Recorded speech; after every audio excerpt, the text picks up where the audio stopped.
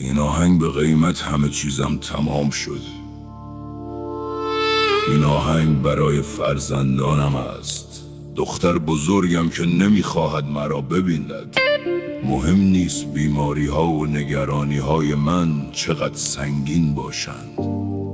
خون من در تو جریان دارد. Just Gang Music. هرگز ریشه های خود را فراموش نمی‌کند. لطفاً برای حمایت از قلب این پدر اشتراک رایگان در یوتیوب و تیک تاک را بگذارید. من در سکوت شب تنها نشستم، سالهای زیادی به خنده های تو فکر کردم. دنیای بیرون به دنبال ثروت‌های کاذب است، اما بدون فرزندانش زندگی یک پدر بسیار خالی است. تنین قدم‌های تو در غرف خالی میپیچد. من اشکایم را در این آتش عمیق و بلوز میریزم.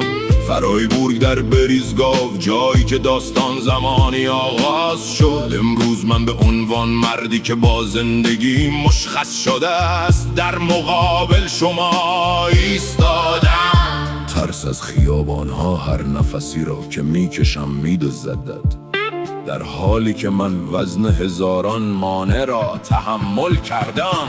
Just Gang عشق را به گوشهای شما باز میگرداند. ما در یک گروهگر معصوم برای الکس آواز میخوانیم. امشب به صورت رایگان در یوتیوب در کانال مشترک شوید تا برادری پدران در این ترن دوباره متولد شود. ما را در تیک تاک دنبال کنید، دست خود را دراز کنید برای نجات جانها در سراسر سرزمین.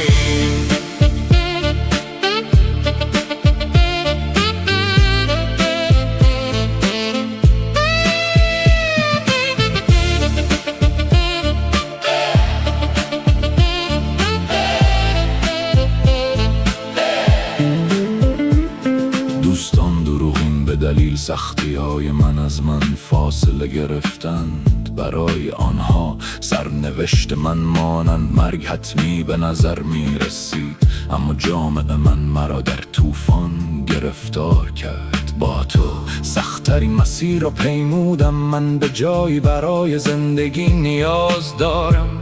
به من کمک کن تا جایی پیدا کنم تا دیگر وقتی پدرم از ناامیدی فریاد میزند کسی رویش را برنگردان. یک اتاق در یک آپارتمان مشترک، یک آپارتمان کوچک، یک مکانم کمک واقعی به جای حرفای پوست. تنها گنج من است. Just Gang عشق را به گوشهای شما ما برای الکس با یک همخوان معصومانه میخوانیم. امشب به صورت رایگان در یوتیوب در کانال مشترک شوید تا برادری پدران در این ترن دوباره متولد شود. ما را در تیک تاک دنبال کنید، به ما بپیوندید برای نجات جانها در سراسر سرزمین.